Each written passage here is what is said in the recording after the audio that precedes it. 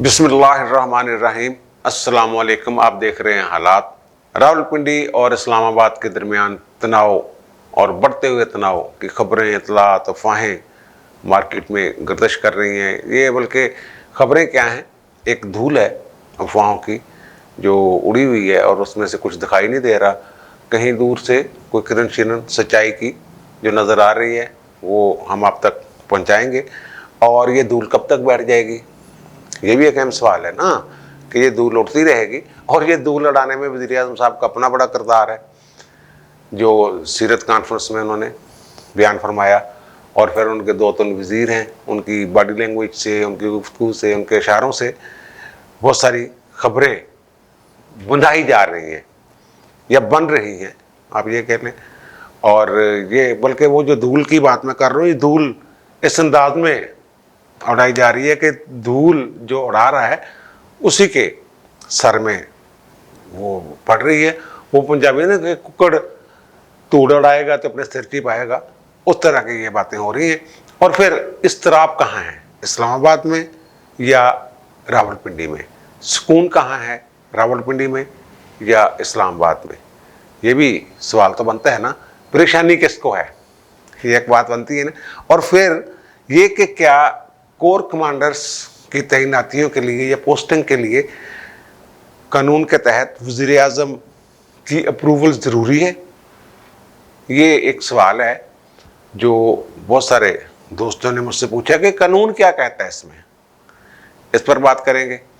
पहले तो हम बात करते हैं जनाब उस अफवाह की कि एक शेड्यूल्ड मीटिंग थी वज़ीर आज़म की किसी अहम शख्सियत के साथ, और वो अहम शख्सियत जो है वो अस्करी शख्सियत यानी कि जनरल बाजवा के साथ। ये कहा जा रहा है कि जनाब उनकी आज मीटिंग शेड्यूल थी, लेकिन वज़ीर आज़म साहब ने इनकार कर दिया।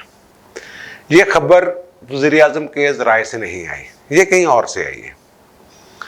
और ख़बर असल में इसमें यह है कि ये शेड्यूल्ड मीटिंग नहीं थी, कोई तयशुदा मीटिंग नहीं थी। एक इम्कान था कि जो दो चार हमारे वज़ीर गए थे GHQ में मामलात को ठंडा करने के लिए, उनकी मुलाकात के बाद फिर वज़ीर आज़म के साथ उनकी जो बात है, ज़ाहिर है उन्होंने कोई रिपोर्ट दी होगी, उसके बाद ये इम्कान ज़ाहिर किया जा रहा था वज़ीर आज़म हाउस में कि शायद कोई ऐसी मीटिंग हो जाए आज। वो सारे मामलात जो थे, और वो GHQ वाले कहते हैं कि जनाब मीटिंग तो वो सारे मामलात तो तय हो गए थे 5 अक्टूबर को, तो इसमें तो कोई ऐसी बात है नहीं कि जिस पे वज़ीर आज़म साहब को जाके दोबारा बताया जाए कि जनाब ये खबर ये है कि ना ही GHQ की तरफ से कोई रिक्वेस्ट गई है मुलाकात की वज़ीर आज़म के नाम, यानी ना ही ज़बानी वर्बल कर लें, तहरीरी तौर पे भी ना भी हो, ज़बानी कर लें कि किसी ख्वाहिश का इज़हार नहीं किया गया GHQ की तरफ से कि वज़ीर आज़म साहब हम भी इतने बजे मिल लेंगे या जो भी शेड्यूल तय कर लें। और ना ही वज़ीर आज़म की तरफ से कोई हदायत ऐसी गई है जनरल बाजवा को कि आज इस मामले पे हमारी मीटिंग है। एक तो ये बात कि जनाब वो दरख्वास्त आई नहीं आई, मुलाकात शेड्यूल नहीं शेड्यूल, बताया जा रहा है शेड्यूल नहीं थी, कोई शेड्यूल में शामिल नहीं थी, इम्कान था। वो भी इम्कान वो जो 4 लोग मुलाकात करके आए थे उनके ज़राए से या हलकों से ये खबर निकली है कि शायद मुलाकात आज हो जाए, कल की बात है। तो वो मुलाकात नहीं हुई, मे भी आइंदा 1-2 दिन में हो जाए। और दूसरी बात जो बड़ी ख़तरनाक भी कह लें आप, वो जो कहा जा रहा है ना फैज़ हमीद साहब के बारे में कि वो जनाब मिले शौकत अजीज़ सिद्दीकी को और उन्होंने कहा जनाब अगर मरियम और नवाज शरीफ जेल से बाहर आ गए, बेल हो गई, तो हमारे 2 साल की मेहनत ज़ाया हो जाएगी। अगर यहाँ वज़ीर आज़म साहब की तरफ से जो तासर दिया जा रहा है कि मेरी मर्ज़ी चलनी है, मेरी मर्ज़ी तो बगैर नवा DGI नहीं आना, भाई वहाँ ये बात हो रही है कि फिर तो हमारी 70 साल की मेहनत ज़ाया हो गई। अगर वज़ीर आज़म साहब की ख्वाहिश पर हम अपने फ़ैसले वापस ले लें, फिर तो हमारी 70 साल की मेहनत ज़ाया हो गई। وہ 2 سال کی محنت ضائع کرنے کے لیے تیار نہیں تھے. یہ تو 70 سال کی محنت ہے. وہ باجوہ صاحب جو ہے وہ انہوں نے ایک بڑی زبردست، ظاہر ہے وہ آرمی چیف ہیں، پڑھے لکھے آدمی ہیں، وہ کوئی اور ان کا تجربہ ہے ظاہر ہے سروس کا. وہ کوئی کسی نے زبردستی کیا کسی نے رضا تحفے میں تو خدا نہیں دیا جیسے وزارت عظمیٰ ملی ان کو اور پتہ ہی نہیں چل رہا ان کو. اور ان کے اپنے بڑے قریبی جو جہانگیر ترین صاحب ہیں، انہوں نے آج کہ روڈ پکا میں ایک پریس کانفرنس کی ہے کہ جناب حکومت تو بڑی ناکام ہے، مہنگائی پہ قابو نہیں پا سکی، یہ ہے وہ ہے. ان کا گروپ جو ہے وہ بھی ایکٹیو ہو رہا ہے، پریس کانفرنس شروع ہو گئی ہے.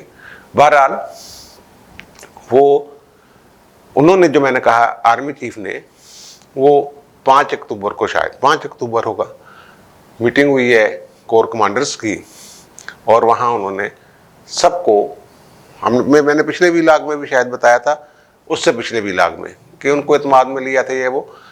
اب ظاہر خبریں آہستہ آہستہ باہر نکلتی ہیں، وہاں کوئی اور صحافی تو بیٹھے نہیں ہوتے. وہ انہوں نے باقاعدہ ہر ایک کور کمانڈر نے یا 3 اسٹار جنرل نے جو فرمایا انہوں نے باقاعدہ خود اس کے نوٹس لیے. یہ کہا جا رہا ہے ایک ایک نے کیا کیا کہا، اور وہاں یہی فیصلہ ہوا کہ جناب ان کی پوسٹنگ جو ہے وہ DGISI اور دوسری یہ وہ جو بھی تھا، وہ جو بھی نوٹیفیکیشنز ہوئے یا پریس ریلیز آئی DGISPR کی طرف سے، اس کے مطابق وہ فیصلے ہوئے. اس کے بعد وہ ملے ہیں وزیر اعظم سے اور ان کو ساری وہ ڈیٹیل پوری بریفنگ دی ان کو کہ یہ فلان یہ کا فلان یہ کا فلان یہ کا فلان یہ کا. اور پھر قانون کے مطابق DGISI کے لیے پینل بھیجے جاتے، 3 نام بھیجے جاتے ہیں وزیر اعظم کو.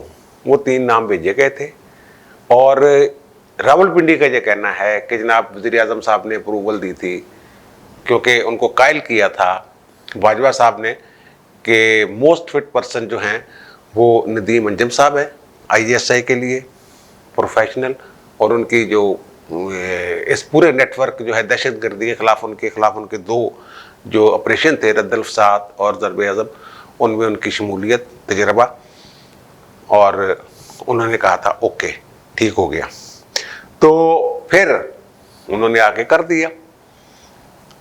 اب یہ کہہ رہے ہیں کہ جناب وہ وزیر اعظم صاحب ناراض ہے اس بات پر کہ جناب یہ تو نوٹیفیکیشن میں نے کرنا تھا. ایسا نہیں ہوتا، یہ پینل جاتا ہے، اگر ان تینوں میں سے کوئی پسند نہ ہو وزیر اعظم کو تو پھر وہ دوبارہ پینل منگواتا ہے، جس میں وہی نام دوبارہ بھی شامل کیے جا سکتے ہیں. لیکن ایسا بھی ہوتا ہے کہ وزیر اعظم اپنے طور پر ایک نام دے دیتا ہے.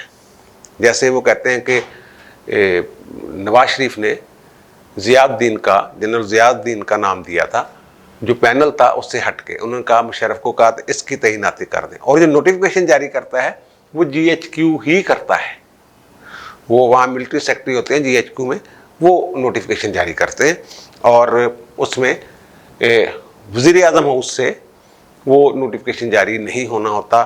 اب تک کی روایت یہی ہے، جب بینظیر نے اپنی مرضی کا DG لگوایا تھا ISI کا تب بھی، اور جب نواز شریف نے اپنی مرضی کا DGISI لگوایا تھا تب بھی، نوٹیفیکیشن جو ہے، اپروول جو ہے یا سفارش ہے یا ریکمنڈیشن ہے یا نام جو دیا گیا بھیجا گیا وہ وزیر اعظم کے سر بھیجا گیا. لیکن اپروول جو ہے، جو نوٹیفیکیشن ہے وہ GHQ سے جاری ہوا. ملٹری آپریشن سیکرٹری جو ہیں GHQ کے، وہ یہ MS جاری کرتے ہیں. تو اس میں وہ اگر وزیر اعظم اب یہ کہہ رہے ہیں اور وہاں سے نوٹیفیکیشن ہو جاتا ہے، جو کہ ظاہر ہے ہونا ہی ہونا ہے. تو میں یہ کہہ رہا تھا سکون والی بات، اور پھر تھوڑی سی بات کہ کیا ہمارے قانون اور آئین میں لکھا ہوا ہے کہ کور کمانڈرز کا جو تقرر ہے اس کی اپروول وزیر اعظم سے لینا ضروری ہے؟ نہیں. ہمارے آئین میں صرف فوج کے مسلح افواج کے سربراہان کے تقرر کا آئینی اختیار وزیر اعظم کی ایڈوائس پر صدر کے پاس ہے. یعنی وزیر اعظم کے پاس ہی ہے نا. وزیر اعظم ایڈوائس بھیجتے ہیں، بلکہ کابینہ کا نام اب آ گیا سپریم کورٹ کی ججمنٹ کے نتیجے میں کہ کابینہ، اس کی منظوری دے کہ صرف وزیر اعظم نہیں، اس سے مراد کابینہ سے مراد سارے وزیر وزور. اب وہ دیکھتے ہیں نا، اب سمریاں بھیجتے ہیں، یہ سرکولیٹ کرتے ہیں یا بیٹھ کے فیصلے کرتے ہیں، سمری پہ سائن ہوتے ہیں. لیکن یہ وزیر اعظم کا اختیار ہے جو صدر کے ذریعے استعمال کرتے ہیں. وزیر اعظم کی ایڈوائس کے پابند ہیں صدر، تو وہ ہیں صرف سربراہان مملکت. جو کور کمانڈرز کا تقرر یا تعیناتیاں ہیں یا پوسٹنگ ہے، وہ خالصتاً چیف آف آرمی اسٹاف کا اختیار ہے. نہ کہیں آئین میں لکھا ہوا ہے، نہ کہیں قانون میں لکھا ہوا ہے، نہ ہی یہ رواج ہے. یہ ایک روایت بھی نہیں ہے. بھارت میں قانون ہے کہ جو کور کمانڈرز کا ہوتا ہے تقرر یا پوسٹنگز، وہ with the approval of prime minister ہوتا ہے. وہاں وہ جو سیکٹری ہوتا ہے دفاع کا، وہ بھیجتا ہے ایک سمری، اور پھر اس کی اپروول ہوتی ہے، پھر وزیر اعظم کی اپروول کے ساتھ اس کا نوٹیفیکیشن ہوتا ہے. یہاں جو ہوتا ہے یہ ہوتا ہے کہ chief of army staff please to یا جو بھی لفظ استعمال کرتے ہیں وہ، کہ اس کے تحت یہ تقرر کر رہے ہیں. اس میں نہ پریزیڈنٹ کا نام استعمال کیا جاتا ہے اختیار، اور نہ ہی یہ وزیر اعظم کا. نوٹیفیکیشن جو ہو رہے ہیں پاکستان میں 70 سال کی محنت وہ ضائع نہیں کریں گے اپنی. تو یہ جو پریشانی ہے وہ اسلام آباد میں ہے. مجھے یہ بتایا گیا کہ جو اضطراب ہے، اضطراب وہ اسلام آباد میں دیکھنے میں آ رہے ہیں. راول پنڈی والے سکون سے سوئے ہوئے ہیں، وہ جن کو کہتے ہیں چیزیں لے رہے ہیں، وہ دیکھ رہے ہیں، ہنس رہے ہیں کہ یار کی کرتے پے نے. اور وزیر اعظم جو میں نے کہا دھول اڑا کے اپنے سر کی مٹی پانے والی گل کر رہے ہیں. انہوں کا جناب بڑک ماری کہ حضرت عمر رضی اللہ تعالیٰ عنہ نے عین جنگ کے دوران بہت بڑے جرنیل حضرت خالد بن ولید رضی اللہ تعالیٰ عنہ کو ہٹا دیا تھا. سیاق و سباق سے ہٹ کے اچانک ایک دورہ پڑا اور انہوں نے بیان فرما دیا. اور اس سے پھر ہم لوگوں نے سارے نتیجے نکالے. جناب یہ جو ٹینشن ہے، تناؤ ہے، اس کا نتیجہ ہے. اور وزیر اعظم صاحب نے انڈائریکٹ پیغام دیا ہے جنرل صاحب کو کہ جناب میں اگر حضرت عمر ہٹا سکتے تو میں بھی ہٹا سکتا ہوں. پہلے آپ حضرت عمر تو بنے بھائی صاحب، پہلے آپ حضرت عمر بنے. انہوں نے، آپ خود ہی کہتے رہے، قمیض کا صاحب، کرتے کا صاحب دیا تھا. آپ توشہ خانے میں جو گھڑیوں کا اور دوسرے جو قیمتی تحائف آپ لے کے بیٹھے ہوئے ہیں، ان کا حساب نہیں دے رہے. ایک بڑی دلچسپ بات میں بتا دوں، پاکستان کی تاریخ بلکہ دنیا کی تاریخ میں ایک بڑا دلچسپ کارنامہ ہے اس حکومت کا. وہ انفارمیشن کمشنر کو کسی نے درخواست دی نا ان کے آرٹیکل 19 کے تحت کہ جناب بتا کریں کہ وزیر اعظم صاحب کو کیا تحائف ملے اب تک اور وہ کیا کہاں پہ ہیں، کیا ہو رہا ہے ان کے ساتھ. تو انہوں نے کارروائی شروع کر دی. ان کا جی بتائیں جناب آپ. اب حکومت کہہ رہی ہے ہم نہیں بتا سکتے. اب حکومت عدالت میں گئی ہے 199 کے تحت قانون پر عملداری کے لیے. یہ کوئی بندہ نہیں گیا، حکومت گئی ہے واقعی حکومت اسلام آباد ہائی کورٹ میں.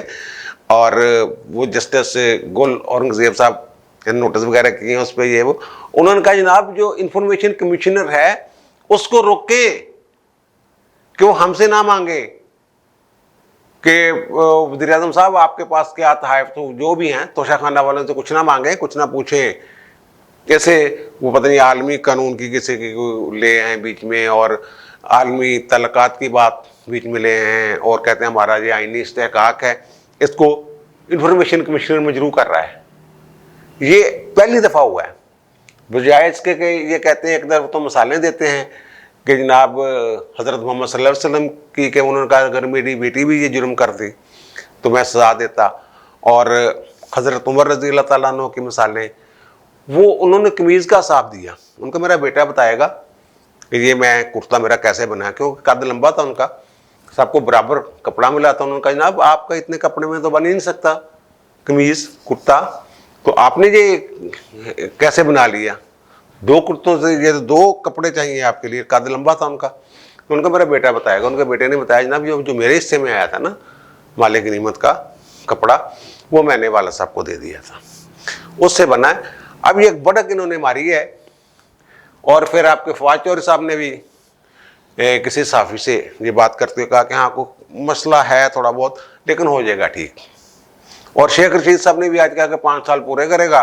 तो ये तो जो तनाव है या कशीदगी है GHQ और वज़ीर आज़म हाउस के दरमियान, इसके बारे में तो सही जो है वो फवाद चौधरी साहब बता सकते हैं, या जो सेक्रेटरी वज़ीर दिफा हैं परवेज़ खटक साहब वो बता सकते हैं। बाकी पहलों तो तुसी हर काम च लत्त डांदे सी, ਇਹਦੇ बारे थोड़े पर जल रहे ने, ਇਹਦੇ तुसी नहीं दस रहे। वज़ीर दिफा बेचारा क्या होता है यहाँ पे? असूली तौर पे जो कानूनी तौर पर जो ये अदारा है जिसको हम फौज कहते हैं, ये एक महकमे की तरह है जो सेक्रेटरी दिफा के मतहत होता है। ये मैं कह रहा हूँ, ये नोटिफिकेशन किसी ने देखा ही नहीं होता आज तक। ये नोटिफिकेशन कभी जारी होता ही नहीं है। जो वो कहते हैं जनाब ये जारी होता है, लेकिन वो यानी वो नशर करने के वो उसकी शक्ल में नहीं होता, शाया करने के लिए नहीं होता, वो सिर्फ DGI SPR की प्रेस रिलीज ही काफ़ी समझी जाती है। तो ये तो भाई जनरल इफ्तिखार सेक्रेटरी दिफा थे, ये तो सेक्रेटरी दिफा अपनी मर्जी के लगवाते हैं। वज़ीर दिफा उस बंदे को लगाया जाता है जिसको वो इशारतन कहते हैं ये बंदा ठीक है, ख्वाजा आसफ हो या परवेज़ खट्टो को। तो वो मैं आपको याद करवाऊँ कि जब करगिल वाला इशू हुआ है ना, तो जनरल इफ्तिखार थे सेक्रेटरी दफा। अच्छा, वो कहते हैं कि मुझे ये रिकॉर्ड पे आई हुई बात है, ओपन सीक्रेट है, तो किसी गैर मुल्की अखबार में उन्होंने पढ़ा कि कारगिल पे तो लड़ाई हो रही है, कोई महाज गर्म है। उन्होंने DGMO को, मिलिट्री ऑपरेशन को, GHQ में फ़ोन किया। उन्होंने कहा कि जनाब ये क्या हो रहा है, ये मैंने खबर पढ़ी है यार क्या हो रहा है। उनका नहीं वो तो सर माइनर सा कोई थोड़ा सा वहाँ कोई झड़प हुई है, कोई ऐसी है नहीं। आर्मी चीफ मुशर्रफ साहब और एक कोर कमांडर और मिलिट्री ऑपरेशन के DG मिलिट्री ऑपरेशन के सिवा पूरी फौज, बहरिया, फ़ज़ाइया, किसी के इल्म में ही नहीं था कि ये कारगिल में क्या हो रहा है।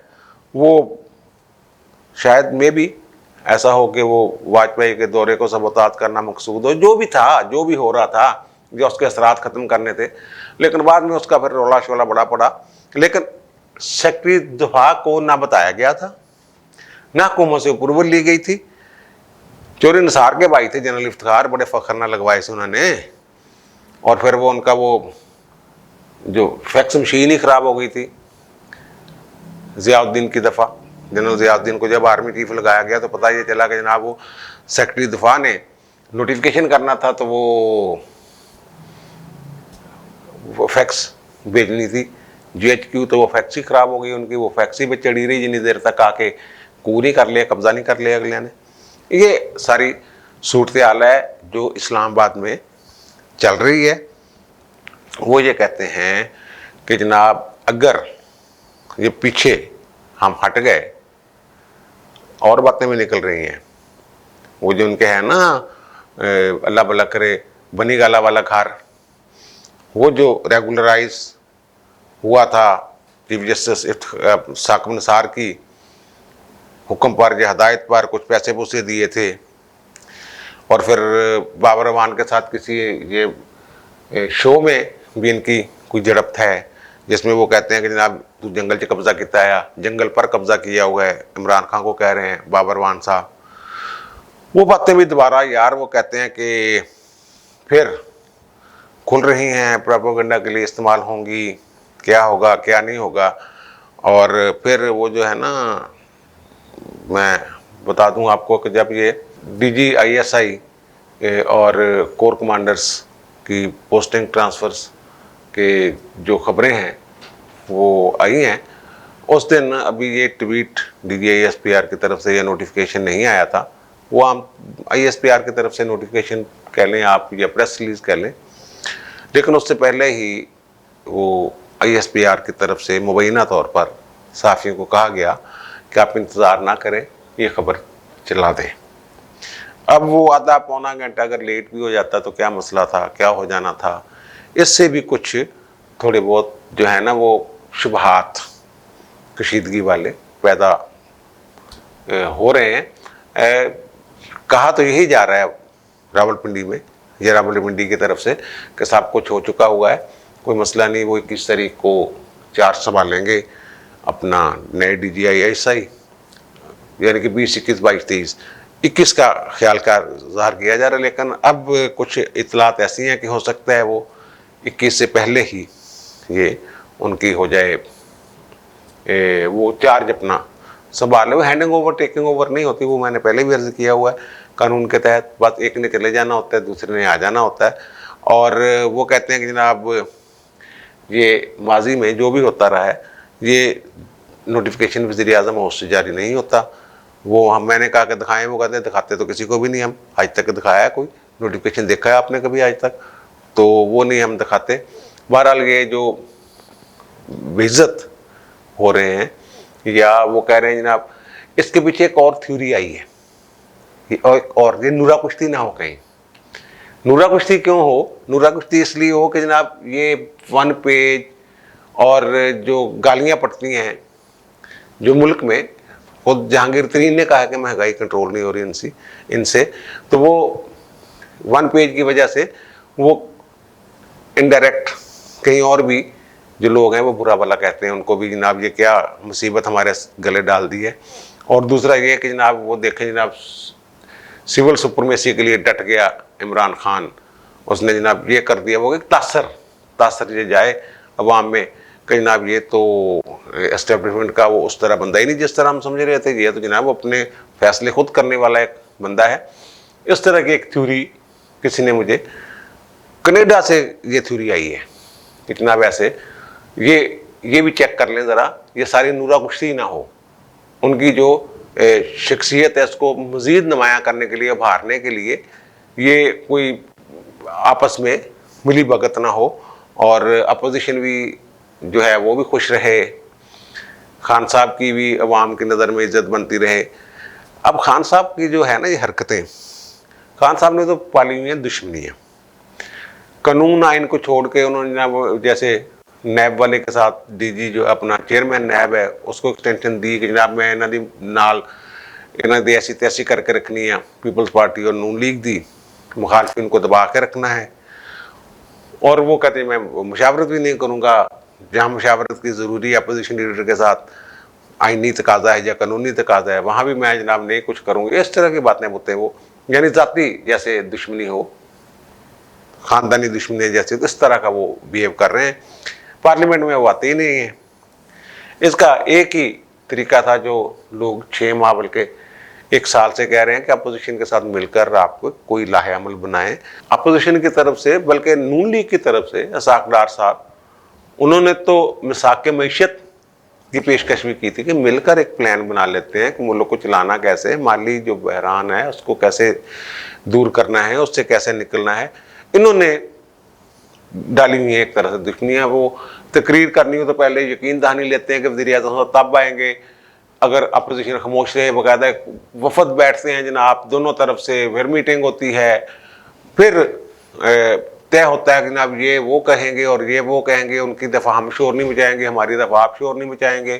عجیب و غریب سا ماحول ہے۔ پارلیمنٹ ایک جو طاقت ہے، ایک سمبل ہے جمہوریت کا، تو اس کو استعمال کرنے کے موڈ میں نہیں ہے وزیر اعظم صاحب۔